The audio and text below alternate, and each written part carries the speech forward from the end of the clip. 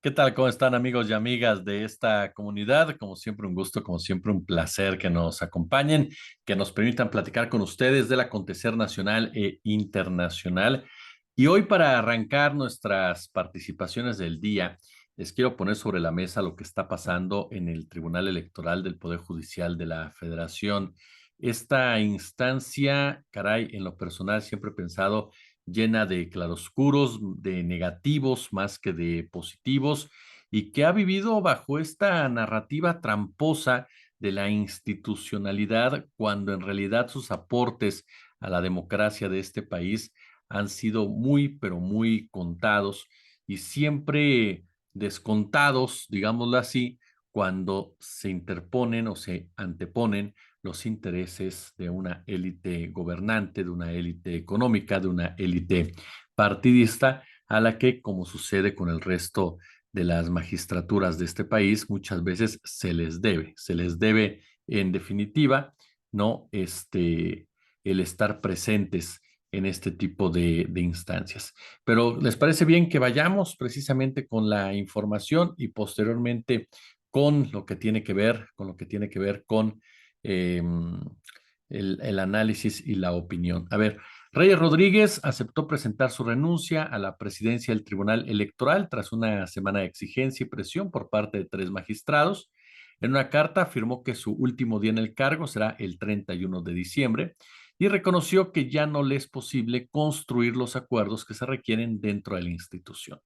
De esta manera, afirmó que dejará el cargo de presidente, pero seguirá como magistrado del Tribunal Electoral. Ustedes saben perfectamente que durante la última semana, Mónica Soto, Felipe de la Mata y Alfredo Fuentes exigieron su renuncia. Ellos argumentaron debilidad y sometimiento por parte de Reyes Rodríguez y arrancaron la exigencia al no asistir al informe de labores de Reyes Rodríguez, pese a que se acudió toda la cúpula del Poder Judicial. Incluso en el medio de esta disputa apareció esta imagen de Mónica Soto junto con Sergio Gutiérrez Luna, diputado precisamente de Morena, y comenzó por parte de la oposición un discurso en torno a que el presidente López Obrador estaba involucrado directamente en esta crisis, algo que fue negado vehementemente por el propio Reyes Rodríguez cuando se le preguntó de forma directa por parte de los reporteros. Ahora, hagamos un poco de historia, de contexto. Los problemas de este tribunal, de esta conformación, nacen en el 2016, ¿no? Cuando el PRI y el PAN eligen a los 7 integrantes de la sala que calificaría las elecciones de 2018 y de 2024. En ese momento, los senadores y diputados habían nombrado a dos magistrados para un periodo 3 años, de 2016 a 2019, el caso de José Luis Vargas e Indalfer Infante, a dos para 6 años, Felipe Fuentes y Rey Rodríguez, y a tres para 9 años, Yanín Otalora, Mónica Soto y Felipe de la Mata. Pero obviamente, como destacan los analistas, la necesidad pues sí, de cuadrar, ¿no? Los acuerdos sobre quién presidiría las instituciones o la institución hizo que se promoviera una serie de modificaciones para ampliarles el periodo a cuatro de ellos. Por ejemplo, Vargas e Infante se quedarían hasta 2023, Rodríguez y Fuentes hasta 2025, Yanín Otálora asumió la presidencia del tribunal y así se fueron a las elecciones de 2018, pero fue ahí precisamente cuando comenzó la crisis, porque después de estas elecciones vinieron las diferencias entre Otalora y Vargas, ¿no? Quien incluso pues anunció que denunciaría públicamente irregularidades en los manejos financieros del tribunal. Otalora presentó su renuncia, Felipe Fuentes entró de manera interina para concluir en noviembre del 2022. Posteriormente apareció José Luis Vargas como presidente del tribunal, con los votos en contra de Otalora, Infante y Rodríguez. Incluso mucho se dijo que había sido Julio Scherer, el entonces consejero jurídico de presidencia, quien había operado precisamente la llegada de Vargas, pero Vargas fue una fichita, así de sencillo. Vargas se le conocía como el magistrado Billetes, ¿no? Nada más para que dimensionemos. Duró menos de un año en el cargo, precisamente, e incluso perdió votaciones muy, pero muy importantes y se le acusó de dispendio de recursos, ¿no? Por ejemplo, y obviamente tuvo que irse, porque hubo 5 magistrados que abiertamente le dijeron, te vas, ¿no? Solamente lo apoyó Soto, si no mal recuerdo, pero el resto estuvieron totalmente en su contra. Y fue cuando llega Reyes Rodríguez, un hombre muy cercano al Partido Acción Nacional, muy cercano particularmente a la corriente de Felipe Calderón Hinojosa, a Roberto Gil Suart, y es precisamente esta relación la que ahora se le voltea, porque Roberto Gil Suart, o si es Roberto Gil Suart, no recuerdo si es Roberto Ricardo, perdóneme, pero Gil Suart es parte de la campaña de Santiago Taboada. Y Santiago Taboada, por supuesto, está compitiendo por la jefatura de gobierno de la Ciudad de México. Entonces, el hecho de que Reyes Rodríguez tuvo una relación tan cercana, profesional y personalmente con Gil Suárez, lo compromete en las diferentes acciones que seguramente se van a presentar de aquí al 2024. Además de que Reyes Rodríguez siempre ha operado en beneficio precisamente de los intereses del blanquiazul. Esa es una de las acusaciones que se han estado vertiendo en su contra cuando se habla de sometimiento. Cuando se habla, por ejemplo, de debilidad, ¿no? Se habla particularmente de que no ha logrado mantener una relación de iguales, de respeto con Norma Piña, con la actual presidenta de la Suprema Corte de Justicia de la Nación, quien también, por supuesto, ha sido protagonista en los últimos días de esta crisis. ¿Por qué razón? Porque ella intentó de entrada evitarla. Intervino directamente para que Reyes Rodríguez se mantuviera en el puesto tal y como estaba planeado, y el hecho de que los magistrados no le hicieran caso o de plano dejaran pasar sus sugerencias demostró abiertamente la falta de control por parte de la presidenta de la Suprema Corte de Justicia, o más que eso, pues las limitadas de sus posibles acciones para evitar algo así, algo por el estilo.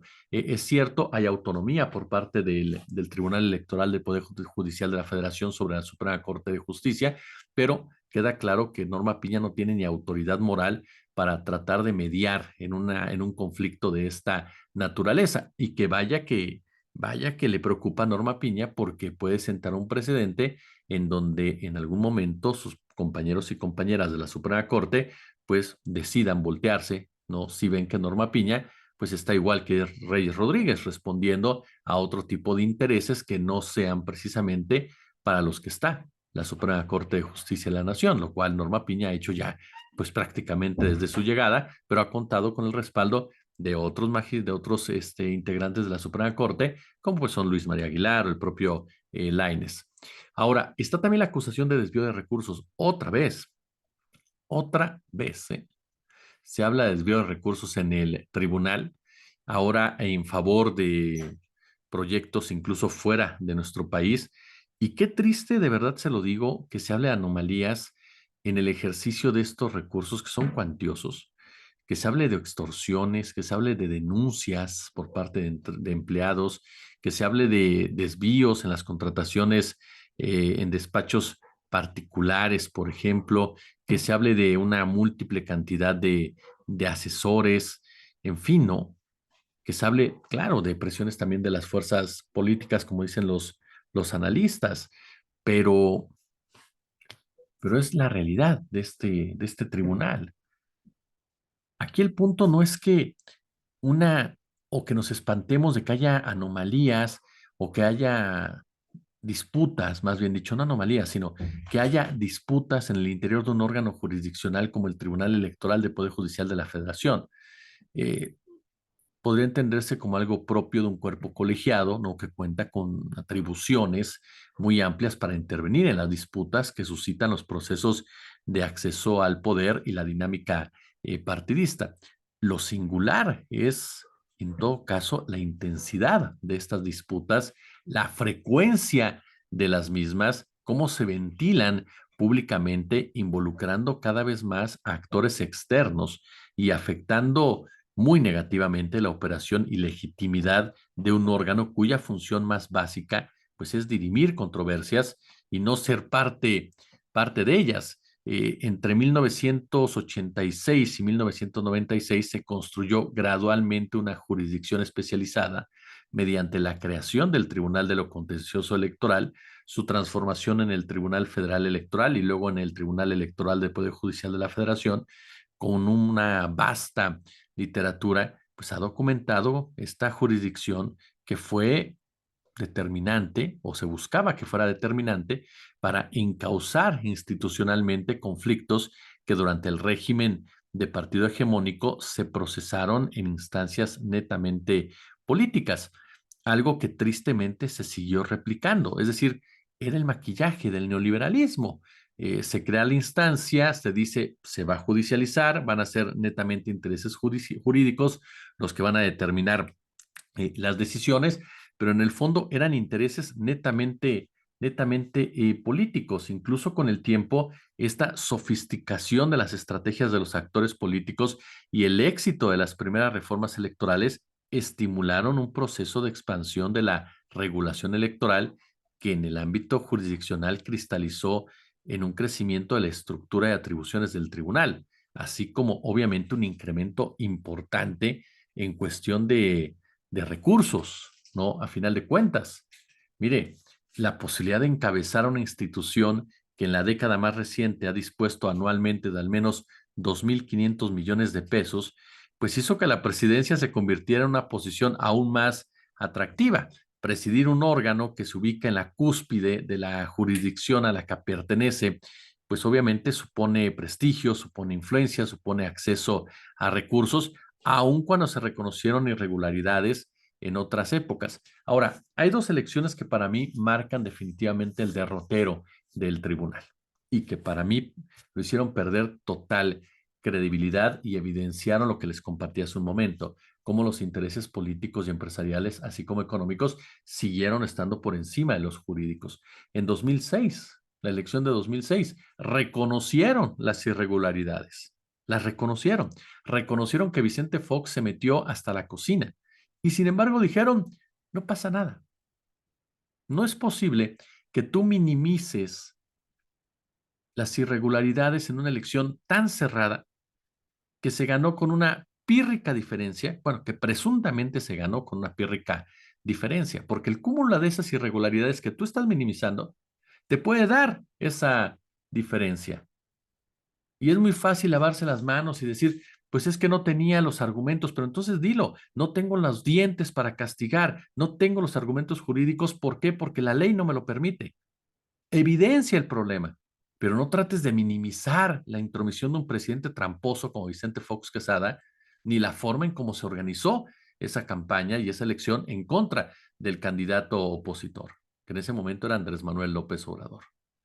Ese me parece que es uno de los primeros pecados de este tribunal, el cinismo con el cual se comportó para justificar un hecho totalmente reprobable y antidemocrático. Y ni hablar de 2012, en donde todo mundo sabía de la compra de votos por parte del PRI, por parte de Enrique Peña Nieto, que hasta lo hizo público, salía en televisión, salían dando entrevistas al respecto y sin embargo lo avalaron. Alejandro Luna Ramos lo avaló sin ningún tipo de problema. Este robo descarado, esta compra de votos descarada, ¿no? Sin ningún tipo de limitante. Cierto que de 2006 a 2012 comenzó la judicialización de los procesos electorales, todos iba al tribunal y eso les dio demasiado poder a un grupo de personas que no estaban respondiendo a las necesidades de este país o a la consolidación de la democracia de este país, que estaban viendo exclusivamente para sus propios beneficios. El tribunal es un cochinero, así de sencillo, y está lejos de ser un árbitro confiable. Y es muy peligroso, por supuesto, porque estamos ante unas elecciones que son sumamente numerosas y que, como siempre, tienen una trascendencia muy particular. Y hoy por hoy se los digo, el árbitro no está ni ha estado nunca precisamente a la altura de la propia democracia y la consolidación de la democracia que requiere este país por una sencilla razón, porque en México la democracia ha sido golpeada por diversos intereses. Y no se trata de que como ganó tal persona, ahora sí hay democracia. No, se trata de ver los procesos que hubo. En el 88, por favor. En el 94 ganó Cedillo, sí, pero después de que mataron al candidato del PRI, de que Diego Fernández se echó para atrás, de que no permitieron que avanzara Cuauhtémoc Cárdenas. En el 2000, alternancia pactada, totalmente pactada. Pues, ¿qué no ibas a calificar si estuvo arreglado para que ganara Fox y Cedillo le entregó el poder? Y cuando realmente tuviste que entrar al quite como árbitro electoral, te doblaste las manos ante un fraude en el 2006 y ante el 2012. Y en 2018 la ventaja de López Obrador fue tal que, perdón, ¿qué podías calificar de mal? Como siempre, un gusto, como siempre, un placer. Si les gustó, denle like, por supuesto, al video. Ya lo saben, pulgar arriba. Déjenos sus comentarios que son muy, pero muy importantes. Denle a la campanita para que sepan en qué momento subimos nuestro contenido, aunque ya les hemos compartido los horarios, 8:30, 8:45 de la noche, 21:30, 21:45 de la noche, 10:30, 10:45 de la mañana. Y bueno, por supuesto, con base en sus posibilidades, échenos un super chat que de verdad nos ayuda muchísimo. Super gracias. De verdad, muchísimas, muchísimas gracias. Si no, con la visualización orgánica es más que suficiente. Por lo pronto, como siempre, un gusto, como siempre, un verdadero, pero verdadero placer. Y por cierto, en la noche aclaramos el misterio en torno a quién es el que le responde sus mensajes. Gracias.